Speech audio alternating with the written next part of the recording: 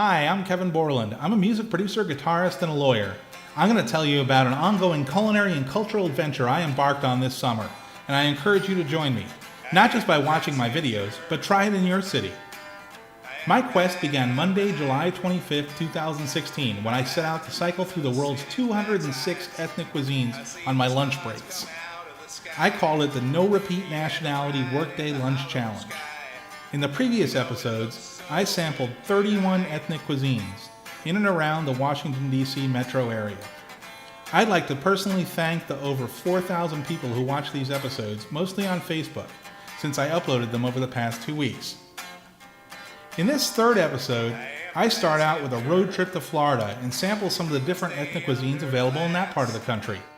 I needed to get there quickly, so other than for gas or to stretch, I didn't stop until I made it from Washington, D.C. all the way to Daytona Beach.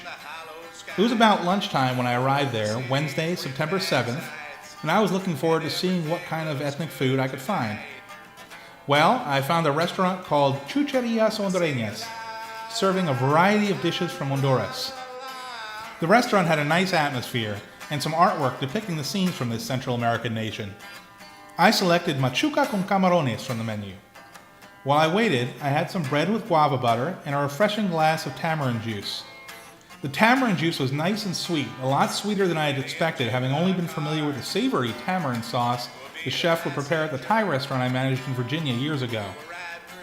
When the machuca arrived, I was surprised by the presentation. It was presented quite nicely, but what surprised me was that I had seen this kind of presentation before, with the plantain rising out of the top. As soon as I tasted it, I remembered where. It was when I took a trip with my friends Adrian, Asaf, and Sam down to Puerto Rico. Machuca was almost identical to the Puerto Rican dish mofongo, particularly the variety that incorporates taro.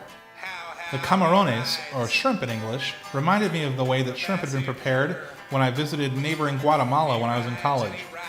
Honduras has a lot more coast along the Caribbean than Guatemala, and I guess that explains the heavy Caribbean influence in this dish. The next day, I had lunch in Palm Bay, Florida. That's where I wrote nearly all the material for my last solo album, Harbor City Meltdown, the Harbor City being Melbourne, Florida, just north of Palm Bay. Last year, I had discovered a great Colombian restaurant called La Estancia Luisa, or the Essence of Louise. So that's where I headed.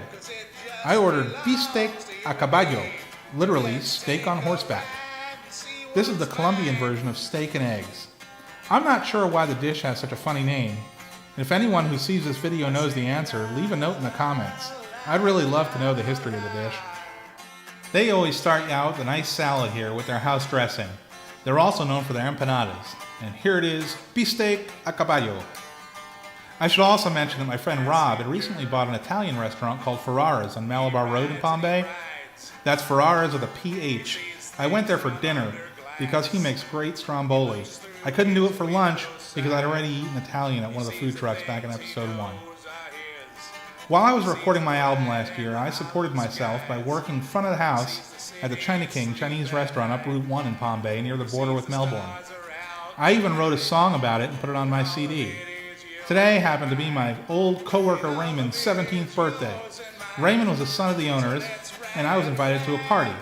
I took Raymond and his kid brother Hal bowling with some of Raymond's friends from high school, and then after the China King closed, we had a party with Raymond's family and the cooks from the restaurant.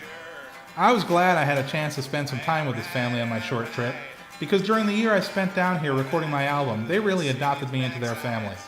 Restaurant work is hard work, especially in a small but busy family restaurant like theirs, but I really enjoyed working there. They packed me some authentic food from China, the kind that's not on the menu, for me to take for Friday's lunch. Raymond's family really knows how to cook. The stuff was the real deal. They hooked me up with twice-cooked pork and spare ribs with Chinese taro. Raymond's mom knows I love spicy food, and she did the pork just the way I like it. So the reason I was in Florida to begin with was to do a guest appearance on a television reality show.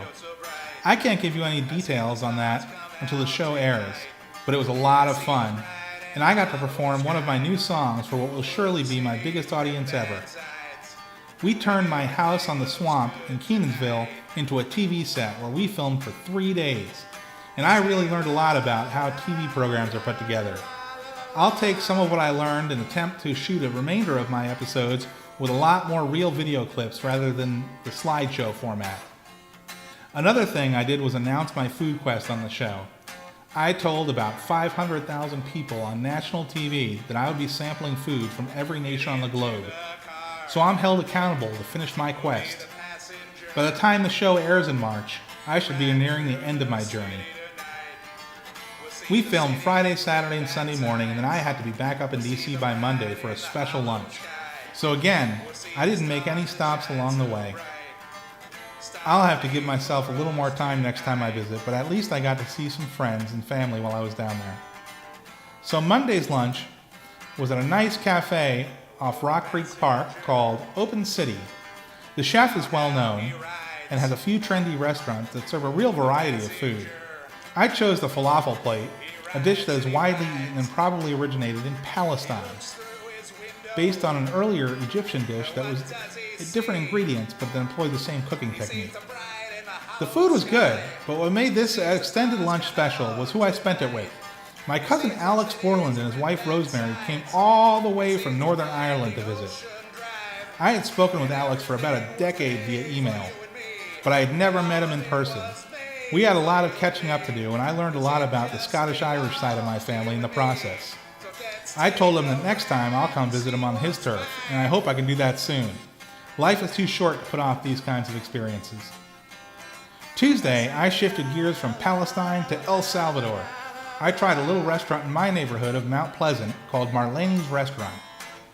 El Salvador is known for their pupusas, or stuffed corn tortillas. They're very different than the Venezuelan cachapas, which are more like polenta than tortilla. My final destination in this episode took me back to the African cuisine. For my 37th nationality, I sampled the cuisine of Senegal at Bukom Cafe in Adams Morgan. They serve the Senegalese dish chicken yassa, which is a spicy lemon-marinated chicken recipe. I'm going to post new episodes every Thursday night on YouTube and on my Facebook fan page until I complete my journey. Be sure to tune in next Thursday when I sample food from the Balkans and from East Africa. I also encourage you to either subscribe to my YouTube channel or like my Facebook page, or both. If you do, you'll also get to hear a lot of my music and keep tabs on some of the other interesting projects I'm working on. And also, sharing is caring.